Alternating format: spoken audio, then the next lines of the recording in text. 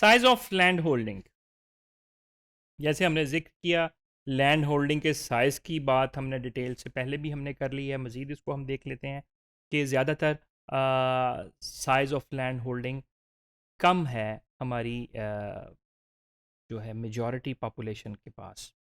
तो land holding size of cultivated land is basic factor affecting agriculture production.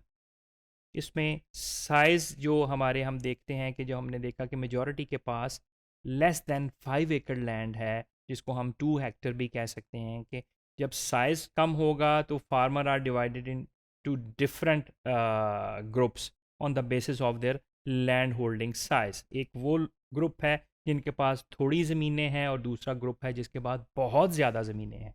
दरमियाना segment हमारे पास available ही नहीं है। The small holders are those who have a low asset base and cultivate less than 2 acre of crop land। कि जो 2 Hector से कम crop land जो है उसको cultivate कर रहे हैं, उसको हम स्मॉल होल्डर कहते हैं। The small holder as those who have limited resources endowments relative to other farmers in the same sector. उनके पास रिसोर्सेज भी कम होते हैं, उनके पास जो इन्वेस्टमेंट होती है वो भी कम होती है, इसीलिए ना तो वो मॉडर्न टेक्नोलॉजी यूज़ कर सकते हैं, ना वो सीड्स उस क्वालिटी के यूज़ कर सकते हैं। इसलिए वो जो स्मॉल होल्डर्स हैं वो ट्रेडिशनल वे पे ही अपनी कल्टीवेशन कर रहे होते हैं और अल्टीमेटली उसकी प्रोडक्शन कम होती है। In Pakistan 58% of farmer are small holders who possess less than 2 hectare land.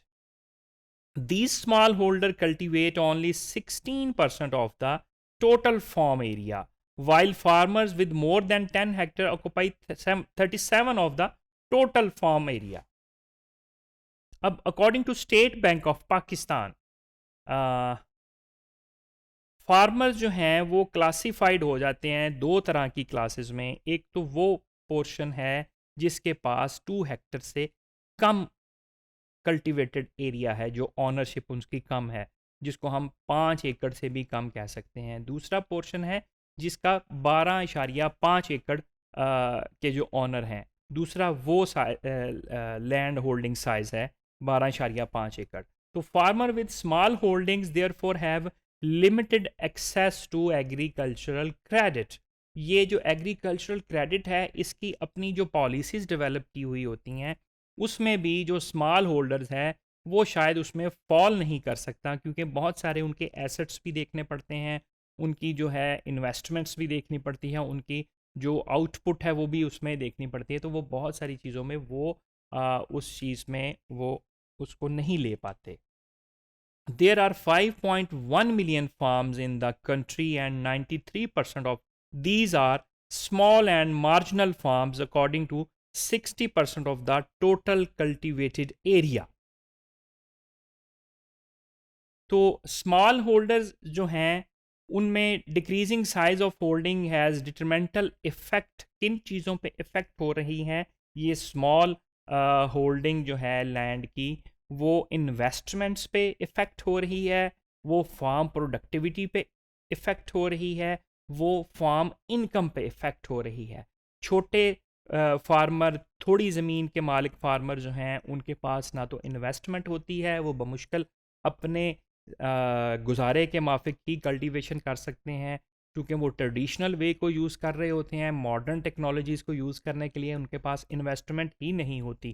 फिर उसके बाद जो मार्केट करनी है अपनी प्रोडक्ट, वो तो फर्स्ट ऑफ ऑल तो प्रोडक्ट इतनी ज़्यादा होती नहीं है जिसको वो लोकल मार्केट में सेल कर सकें।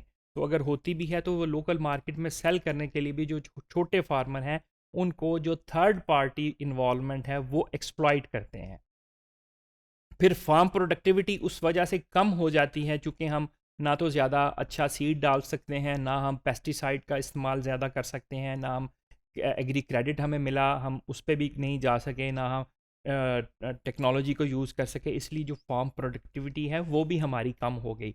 फिर अगर फार्म प्रोडक्टिविटी हमारी कम हो गई, इन्वेस्टमेंट हमारे पास नहीं थी, तो डेफिनेटली ओवरऑल फार्म इनकम में कमी आई। तो मेजॉरिटी जो है वो इस प्रॉब्लम का शिकार है जिसकी फार्म इनकम में कमी है, और वो रूरल डेवलपमेंट, रूरल इकोनॉमी इसीलिए इतनी ज़्यादा बेहतरी की तरफ नहीं जा रही due to the size of land holding.